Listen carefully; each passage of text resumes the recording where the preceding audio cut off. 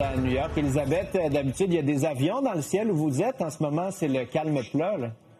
Oui, effectivement, je suis à Manhattan, le long de l'East River, et derrière moi, c'est le Queens, LaGuardia. D'habitude, on voit passer les avions, là, rien, depuis plus de 13 heures. Vous savez, c'est très rare qu'un aéroport new-yorkais soit ainsi complètement fermé. Il faut dire que l'accident est vraiment très important, c'est impressionnant. Toute LaGuardia est bouclée et les enquêteurs essayent de comprendre ce qui s'est passé.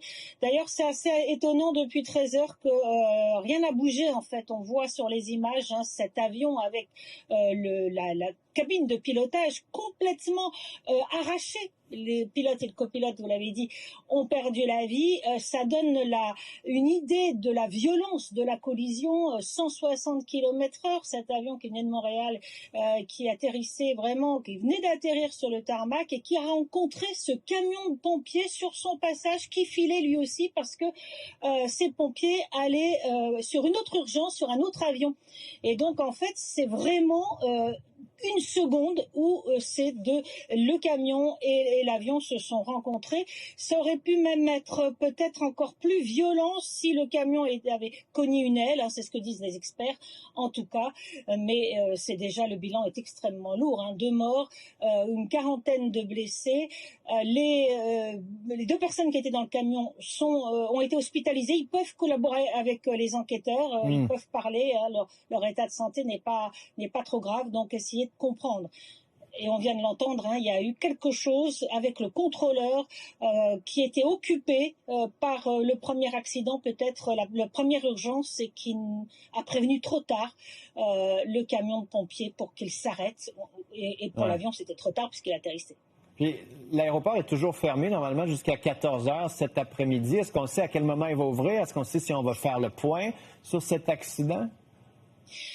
On ne sait pas encore, parce que normalement, effectivement, c'est dans 1 heure, c'était vers 2 heures de l'après-midi, mais on n'a pas eu encore complètement confirmation. En tout cas, le trafic, ça va prendre du temps pour que le trafic aérien reprenne normalement. Tous les avions qui ont été annulés depuis hier soir et surtout toute cette matinée et la journée, on est lundi matin, il y a beaucoup de trafic. LaGuardia, c'est beaucoup de vols intérieurs aux États-Unis, donc beaucoup de vols d'affaires. Tout ça a été annulé, donc il faut reporter tous ces vols dans les prochaines heures et les prochains jours. Donc voilà, il y a toute cette remise en route après ce terrible accident. Ouais, puis au-delà de ce qu'on a vu, ce qu'on a entendu, est-ce qu'à New York, il y a des questions qui se posent? Il y a eu quand même plusieurs accidents dans les derniers mois là, sur certains aéroports. À Washington, par exemple, collision entre un hélicoptère et un avion. Est-ce qu'il y a une remise en question qui commence à se faire aux États-Unis? C'est un tout, effectivement. Les Américains commencent à pas être très rassurés entre ces accidents. Effectivement, il y en a eu plusieurs ces derniers mois. Et puis tous ces problèmes d'agents au contrôle de sécurité. On voit ces longues files d'attente depuis le 14 février, depuis le début de la paralysie budgétaire pour financer les agents de la TSA qui appartiennent au secrétariat, qui dépendent du département à la sécurité intérieure. Vous savez, ça bloque toujours au Congrès américain pour financer ce département entre démocrates et républicains. Du coup, il manque vraiment du personnel. 400 agents de la sécurité ont démissionné depuis le 14 février. 11% du personnel, c'est immense. Donc, ils voient les Américains, ces longues files d'attente, les agents ICE de l'immigration. Les agents d'ICE qui arrivent aujourd'hui.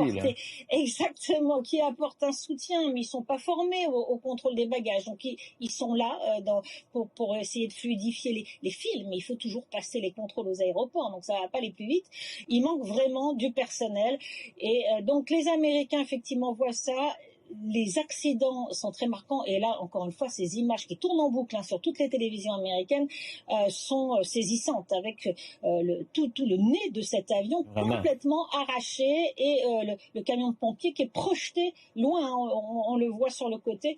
Ça a dû être une collision, le moment de la collision a dû être très violent. L'impact, voilà. L'impact a été d'une violence. On voit les images en direct, l'avion qui est toujours à New York. Elisabeth, toujours un plaisir de vous parler. On se reparle très bientôt.